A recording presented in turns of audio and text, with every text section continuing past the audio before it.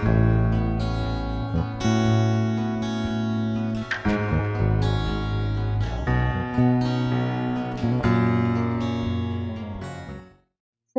saudara-saudara yang terkasih dan berkati oleh Tuhan. Jumpa lagi kita dalam gerakan membaca Alkitab. Di hari yang ke-111 ini, mari kita membaca firman, dan karena itu kita minta tuntunan Tuhan. Mari kita berdoa. Terima kasih ya Tuhan, kami semua telah diberkati di hari pemberian-Mu saat ini. Saat ini kami akan membaca firman, bimbing tuntunlah kami semua, agar firman-Mu tidak berlalu begitu saja, tetapi akan terus kami lakukan dalam hari-hari hidup kami. Inilah doa kami, di dalam nama Tuhan Yesus kami berdoa. Amin. Saudara-saudara, di hari yang ke-111 ini, mari kita membaca dalam 2 Raja-Raja 5 sampai 2 Raja-Raja pasal yang ke-7. Naaman, panglima Raja Aram, adalah seorang terpandang di hadapan tuannya dan sangat disayangi, sebab oleh dia Tuhan telah memberikan kemenangan kepada orang Aram, tetapi orang itu, seorang pahlawan tentara, sakit kusta. Orang Aram pernah keluar bergerombolan dan membawa tertawan seorang anak perempuan dari negeri Israel. Ia menjadi pelayan pada istri Naaman. Berkatalah gadis itu kepada nyonyanya, "Sekiranya tuanku menghadap nabi yang di Samaria itu, maka tentulah nabi itu akan menyembuhkan dia dari penyakitnya." Lalu pergilah Naaman memberitahukan kepada tuannya, katanya, beginilah dikatakan oleh gadis yang dari negeri Israel itu." Maka jawab Raja Aram, "Baik, pergilah dan aku akan mengirim surat kepada Raja Israel." Lalu pergilah Naaman dan membawa sebagai persembahan 10 talenta perak dan 6.000 shikal emas dan 10 potong pakaian. Ia menyampaikan surat itu kepada Raja Israel yang berbunyi, "Sesampainya surat ini kepadamu, maklumlah kiranya bahwa aku menyuruh kepadamu Naaman pegawaiku supaya engkau menyembuhkan dia dari penyakit kustanya." Segera sesudah Raja Israel membaca surat itu, dikoyakkannyalah pakaian serta berkata, "Allahkah aku ini yang dapat mematikan dan menghidupkan, sehingga orang ini mengirim pesan kepadaku supaya kusembuhkan seorang dari penyakit kustanya? Tetapi sesungguhnya, perhatikanlah dan lihatlah, ia mencari gara-gara terhadap aku." Segera sesudah didengar Elisa, abdi Allah itu, bahwa Raja Israel menggoyakkan pakaiannya, dikirimnyalah pesan kepada Raja bunyinya, "Mengapa engkau mengoyakkan pakaianmu? Biarlah ia datang kepadaku, supaya ia tahu bahwa ada seorang nabi di Israel." Kemudian datanglah Naaman dengan kudanya dan keretanya, lalu berhenti di depan pintu rumah Elisa. Elisa menyuruh seorang suruhan kepadanya mengatakan, "Pergilah mandi 7 kali dalam sungai Yordan, maka tubuhmu akan pulih kembali sehingga engkau menjadi tahir." Tetapi pergilah Naaman dengan gusar sambil berkata, "Aku sangka bahwa setidak-tidaknya ia datang keluar dan berdiri memanggil nama Tuhan Allahnya, lalu menggerak-gerakkan tangannya di atas tempat penyakit itu dan dengan demikian menyembuhkan penyakit kustaku. Bukankah Abana dan Parpar, sungai-sungai Damsyik, lebih baik dari segala sungai di Israel? Bukankah aku dapat mandi di sana dan menjadi tahir?" Kemudian berpalinglah ia dan pergi dengan panas hati. Tetapi pegawai-pegawainya datang mendekat serta berkata kepadanya, "Bapak, seandainya nabi itu menyuruh perkara yang sukar kepadamu, bukankah Bapak akan melakukannya? Apalagi sekarang ia hanya berkata kepadamu, 'Mandilah dan engkau akan menjadi tahir.'" Maka turunlah ia membenamkan dirinya 7 kali dalam sungai Yordan, sesuai dengan perkataan abdi Allah itu. Lalu pulihlah tubuhnya kembali seperti tubuh seorang anak dan ia menjadi tahir. Kemudian kembalilah ia dengan seluruh pasukannya kepada abdi Allah itu. Setelah sampai, tampillah ia ke depan Elisa dan berkata, "Sekarang aku tahu bahwa di seluruh bumi tidak ada Allah kecuali di Israel. Karena itu, terimalah kiranya suatu pemberian dari hamba-Mu ini." Tetapi Elisa menjawab, "Demi Tuhan yang hidup, yang di hadapannya aku menjadi pelayan, sesungguhnya aku tidak akan menerima apa-apa." Dan walaupun Naaman mendesaknya supaya menerima sesuatu, ia tetap menolak. Akhirnya berkatalah Naaman, "Jikalau demikian, biarlah diberikan kepada hamba-Mu ini tanah sebanyak muatan sepasang bagal, sebab hamba-Mu ini tidak lagi akan mempersembahkan korban bakaran atau korban sembelihan kepada Allah lain, kecuali kepada Tuhan.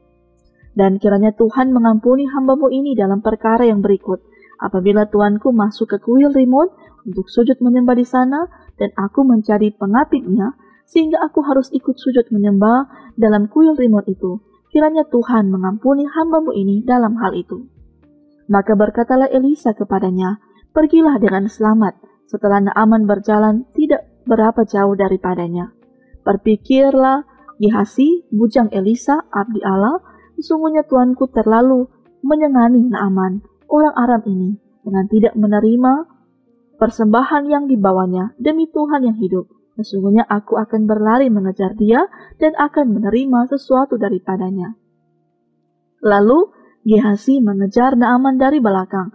Ketika Naaman melihat ada orang berlari-lari mengejarnya, turunlah ia dengan segera dari atas kereta untuk mendapatkan dia dan berkata, "Selamat." Jawabnya, "Selamat, tuanku Elisa menyuruh aku mengatakan, baru saja datang kepadaku 2 orang muda dari pegunungan Efraim, dari antara rombongan Nabi, baiklah berikan kepada mereka setalenta perak dan 2 potong pakaian." Naaman berkata, "Silakan, ambillah 2 talenta." Naaman mendesak dia dan membungkus 2 talenta perak dalam 2 pundi-pundi dan 2 potong pakaian, lalu memberikannya kepada 2 bujangnya.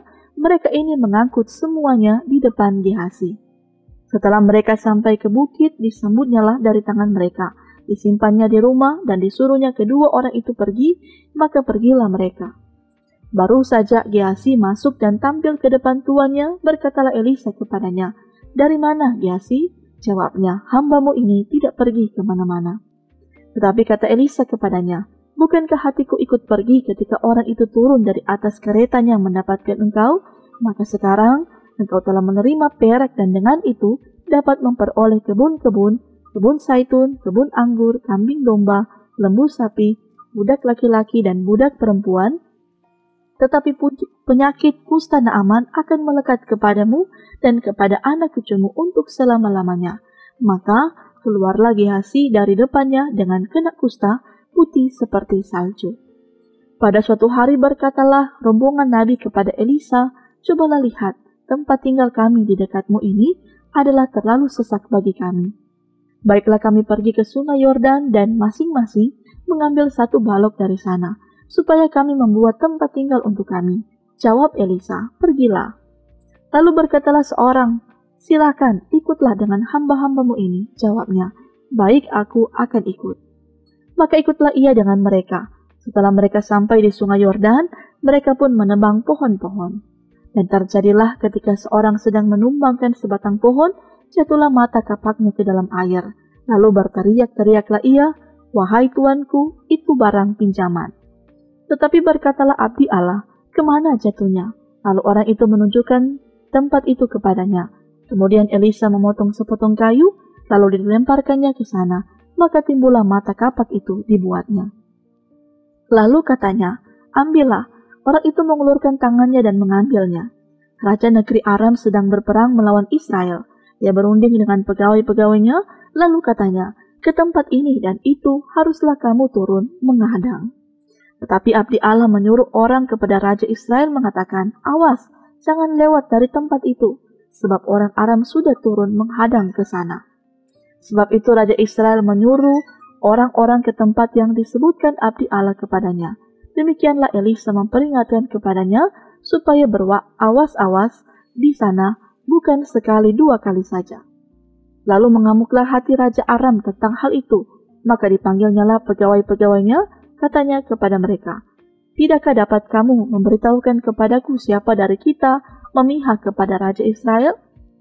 Tetapi berkatalah salah seorang pegawainya, "Tidak, tuanku Raja, melainkan Elisa, nabi yang di Israel, dialah yang memberitahukan kepada Raja Israel tentang perkataan yang diucapkan oleh tuanku di kamar tidurmu."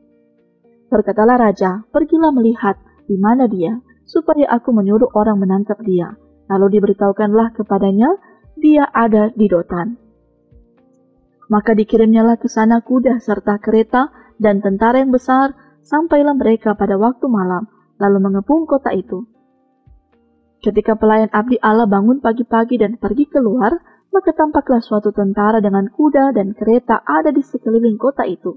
Lalu berkatalah bujangnya itu kepadanya, "Celakalah tuanku, apakah yang akan kita perbuat?" Jawabnya, "Jangan takut, sebab lebih banyak yang menyertai kita daripada yang menyertai mereka. Lalu berdoalah Elisa, "Ya Tuhan, bukalah kiranya matanya supaya ia melihat." Maka Tuhan membuka mata bujang itu sehingga ia melihat. Tampaklah gunung itu penuh dengan kuda dan kereta berapi sekeliling Elisa. Ketika orang-orang Aram itu turun mendatangi dia, berdoalah Elisa kepada Tuhan, "Butakanlah kiranya mata orang-orang ini." Maka dibutakannya lah mata mereka sesuai dengan doa Elisa. Kemudian berkatalah Elisa kepada mereka, "Bukan ini jalannya dan bukan ini kotanya. Ikutlah aku, maka aku akan mengantarkan kamu kepada orang yang kamu cari." Lalu diantarkannya mereka ke Samaria. Segera sesudah mereka sampai ke Samaria, berkatalah Elisa, "Ya Tuhan, bukalah mata orang-orang ini, supaya mereka melihat." Lalu Tuhan membuka mata mereka, sehingga mereka melihat. Dengan heran, mereka ada di tengah-tengah Samaria. Lalu bertanyalah Raja Israel kepada Elisa, "Tak kalah melihat mereka, kubunuhkah mereka, Bapak?" Tetapi jawabnya, "Jangan. Biasakah kau bunuh yang kau tawan dengan pedangmu dan dengan panamu? Tetapi hidangkanlah makanan dan minuman di depan mereka, supaya mereka makan dan minum, lalu pulang kepada tuan mereka."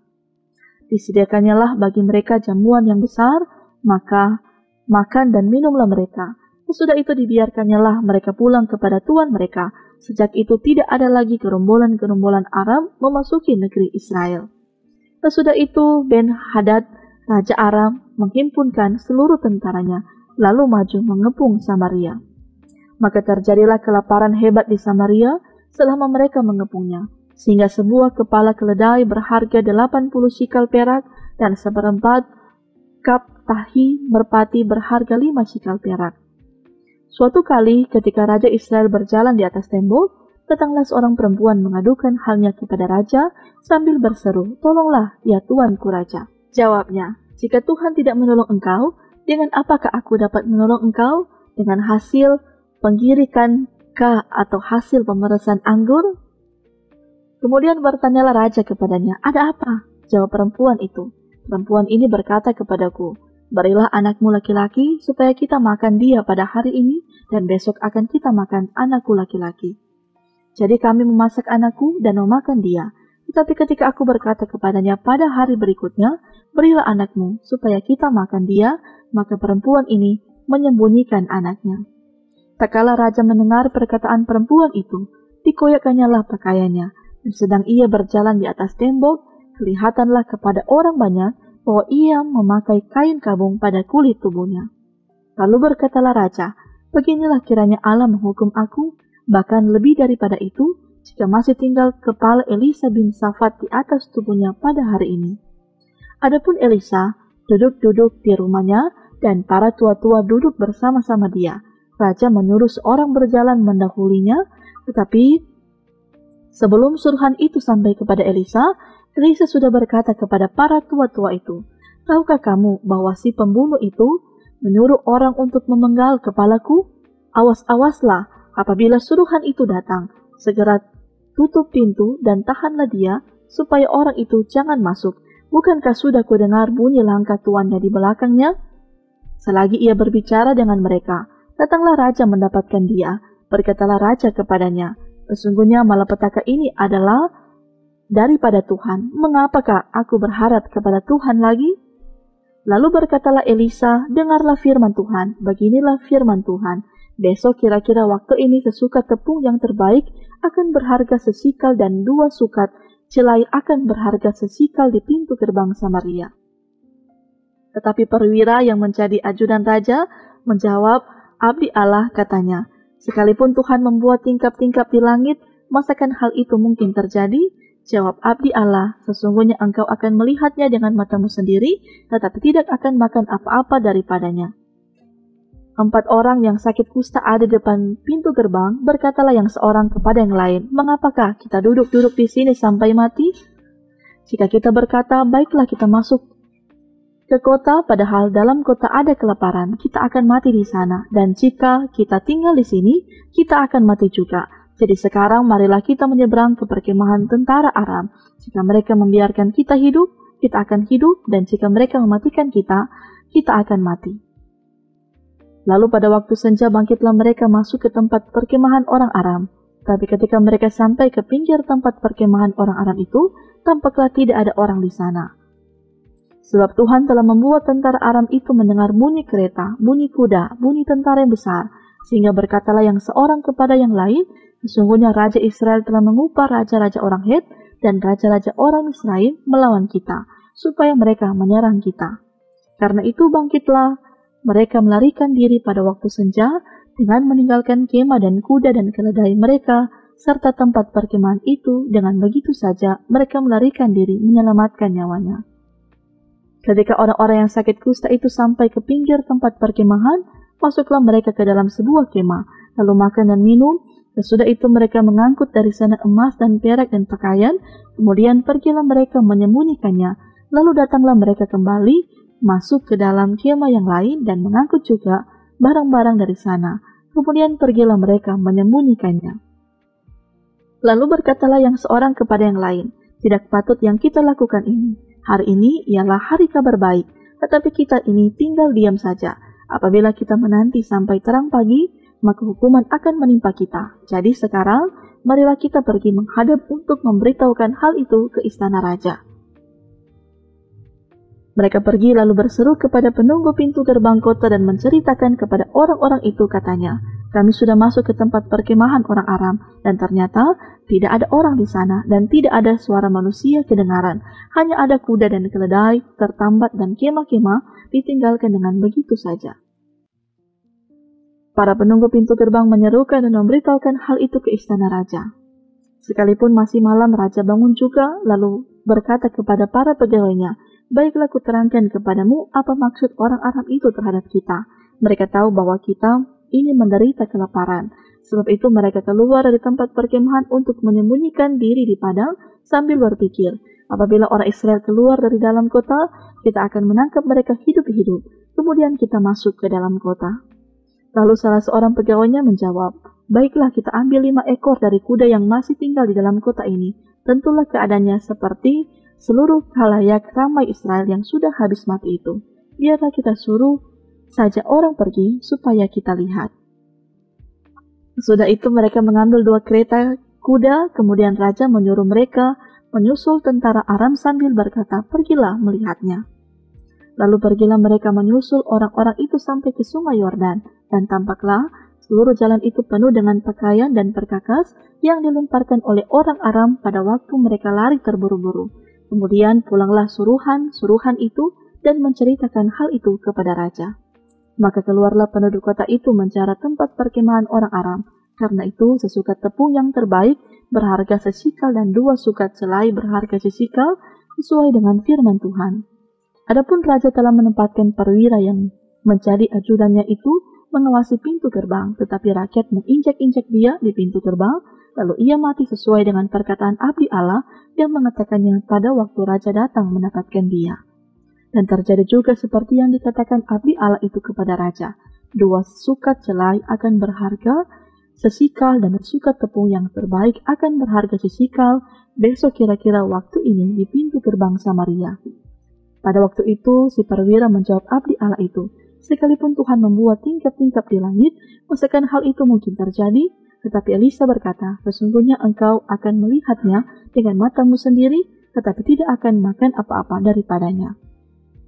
Demikianlah terjadi kepada orang itu, rakyat menginjak-injak dia di pintu gerbang, lalu matilah ia. Mari kita berdoa. Terima kasih ya Tuhan, kami semua telah diberkati dalam persekutuan saat ini, dengan firman yang boleh kami baca, kami dengar. Tuntunlah kami, agar kami akan terus mencari pelaku-pelaku firman-Mu dalam segala perjalanan kehidupan kami. Dan hari ini kami bermohon, untuk segala kelangsungan kehidupan kami, Tuhan berkati, Tuhan mampukan kami dengan sehat dan kuat, dengan hikmat, agar kiranya kami semua dapat melaksanakan setiap tugas dan tanggung jawab kami, sehingga berkat yang berasal daripada Tuhan, biarlah turun melimpah dalam kehidupan kami. Biarlah doa kami, di dalam nama Tuhan Yesus kami berdoa. Amin. Terima kasih Bapak Ibu Saudara-saudara telah membaca firman Tuhan di saat ini. Tuhan memberkati kita sekalian.